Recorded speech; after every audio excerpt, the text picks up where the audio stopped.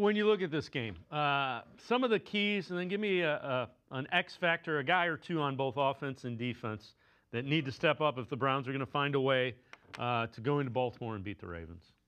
Well, the last time, I'm going to give you this. The last time Baltimore went in, but Cleveland went into Baltimore, they had one of those games. I remember Greg Newsome getting a pick six to kind of help that game. The legend of Deshaun Watson in the second half. Remember that?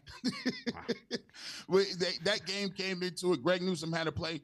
I'm going to lead to the defense. I think he's an X factor. Had a really nice game. I'm tough on Greg Newsome, but he had a really nice game against Cincinnati. But it all boils down to it's the Myles Garrett show. What is Myles Garrett going to be able to do? Everything works off that. If he can keep some contained, make sure that he keeps Lamar Jackson in the pocket so he doesn't step up on third down and create and scramble. I think that's going to be a big. And on the offense end of the spectrum, the Browns need to run the ball a lot better. But still, they need to get some chunk plays with Joe Flacco. I think the Bengals came into the situation saying, listen, we're going to keep everything in front of us. We watched the tape when the Browns were rolling, and Joe Flacco led us to the playoffs. He had a lot of shot plays down the field. Joe can still chuck it deep. Now in this game, are they going to have the intermediate 15 to 25-yard routes where they're going to complete passes? That's going to be key. And if they want to win, he has to pull the ghost of Jameis Winston. Jameis Winston, when they won the game last year, 3 touchdowns, almost 350 yards in the air. He torched them, and he found that game-winning touchdown to Cedric Tillman. Joe Flacco might have to have one of those games if the run game doesn't work, and they have to hit their gimmies. We talked about the drops. We talked about the field goals. Have to hit those. If so, the Browns can stay in contention in this game and keep it close to the end, and then it all comes down to who's going to make a play in the end. Are you as curious as I am as to how this defensive line does against Henry and Lamar? And you know what?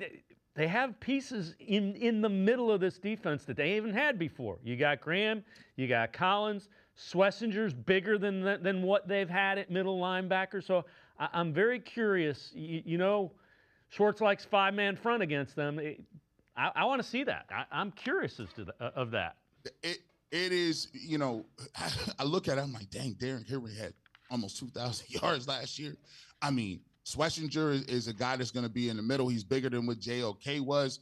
We're going to see what he's going to look like. And up the middle, you got 2 rookies, Schlesinger, and then you got Mason Graham. Mason Graham had a bit of a challenge on his hands that first couple drives. The Bengals ran it right at him. Trust me, they saw that on defense, on that tape.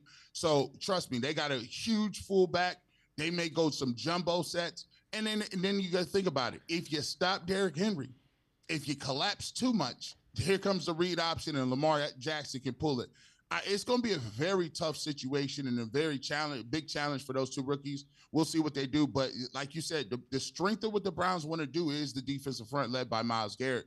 I'm anxious to see what they'll do and whether or not those 2 rookies can stand up for the challenge. Yeah, I'm with you. And pressure in the middle of that defense is what has always been, for any quarterback, but especially Lamar struggles if you can get to him up the middle. So we'll see.